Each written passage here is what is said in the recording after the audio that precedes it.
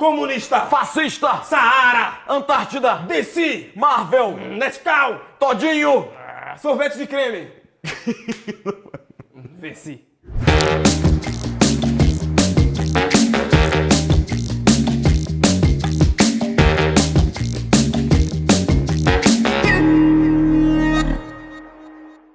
Você já deve ter ouvido falar que o debate político está muito polarizado, que a esquerda e a direita não se entendem. Para a gente entender melhor a respeito de direita e esquerda, a gente precisa voltar no tempo. Tutor Tiago, ajuda a gente aí. Ah, cara, peraí, ó. Deixa eu te falar um ditado aqui. O ditado é o seguinte, se liga. Me diga onde você senta, que eu te digo quem você é. Tá vendo? Isso é um ditado típico de professor. Sabe por quê? Porque quando a gente chega na sala de aula, a gente não conhece ninguém, mas chega na sala de aula e aí vem um bocado de aluno, meio que a gente vai julgando ali pelo posicionamento desses alunos na sala de aula, mais ou menos o comportamento padrão deles. Pelo menos o que o professor suspeita. Dá um exemplo. O moleque que senta lá no fundão, tá certo? A gente já imagina que esse garoto é um pouco mais tímido, ou talvez até um garoto que é mais despojado ali, que ele tá querendo meio que esconder alguma coisa, disfarçar alguma coisa, ou até algum subterfúgio para poder conversar um pouquinho. Diferentemente de quem senta na frente. A gente imagina que quem senta na frente ali é uma pessoa um pouco mais interessada, uma pessoa que tá mais comprometida com a situação da sala de aula, ou até uma pessoa que tá, sei lá, com problema de visão.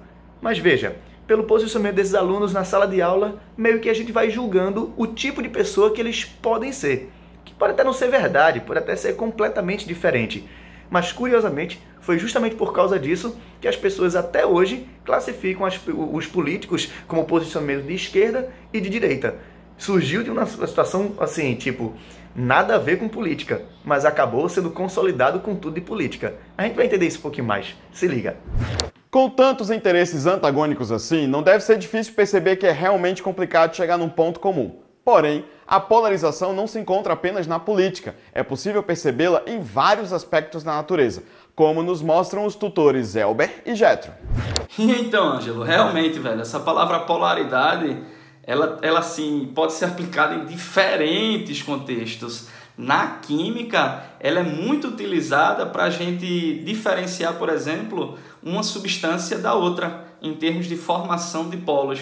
Existem substâncias, existem moléculas, existem ligações químicas que a gente vai classificar como ligações polares e ligações apolares. Existem moléculas que a gente vai classificar como moléculas polares e moléculas apolares.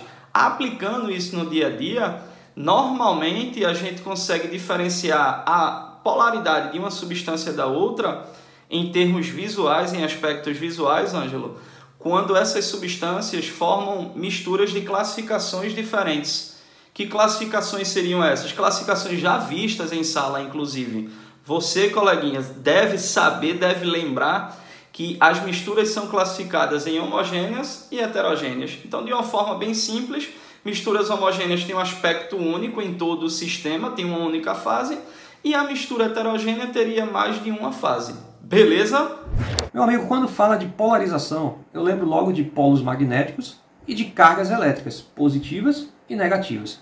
Tem até uma frase muito conhecida que diz que os opostos eles não se atraem. Levando para o contexto da matemática, eu posso falar para você sobre simetria. Você sabe o que é uma figura simétrica?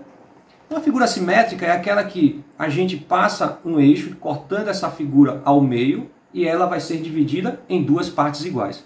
Por exemplo, o número 8. Se eu dividir o número 8 na vertical, a gente vai observar duas partes iguais. Já o número 4, por exemplo, se eu passar um eixo dividindo o número 4 ao meio, a gente vai perceber que ele não vai ter duas partes iguais.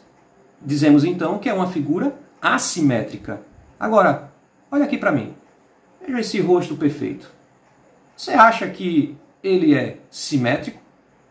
Se a gente for rigoroso aí na nossa palavra, dividir em duas partes iguais, então a gente vai perceber alguns detalhes no meu rosto que vai desconfigurar a palavra simetria. Por exemplo, esse meu sinal aqui, ele não aparece do outro lado.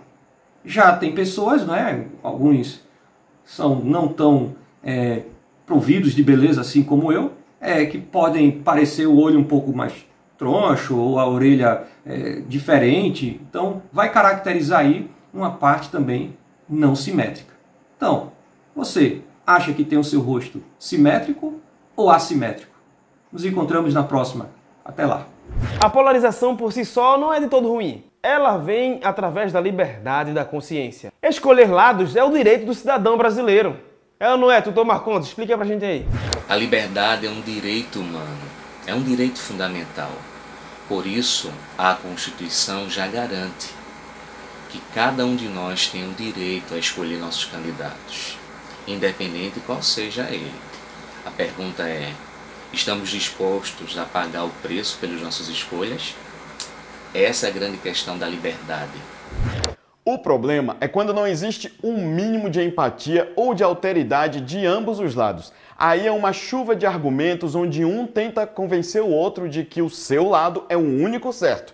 E olha, muitas vezes esses argumentos eles não têm base nenhuma, são falácias. Dá para explicar pra gente a diferença, tutor Flávio?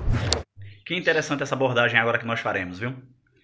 Nós vamos falar a respeito agora das construções falaciosas. Na verdade, nós vamos trabalhar a questão da argumentação e apresentar, tá certo? Através de exemplos, através de situações, o quanto muitas vezes, eu vou até afirmar, na maioria das vezes, as pessoas elas fazem uso de construções falaciosas. Você já parou para pensar se aquilo que o outro está falando tem realmente fundamento? Será que tudo aquilo que nós ouvimos, seja dos nossos professores, seja dos nossos colegas de sala, seja da nossa própria família, seja das pessoas com quem nós temos contato na rua, será que tudo aquilo que elas falam tem uma fundamentação, tem um embasamento? Na linha de construção dos argumentos, um assunto muito interessante diz respeito às construções falaciosas, que nada mais é, a construção falaciosa nada mais é do que um erro de argumentação, uma falha de argumentação. Uma argumentação sem fundamento.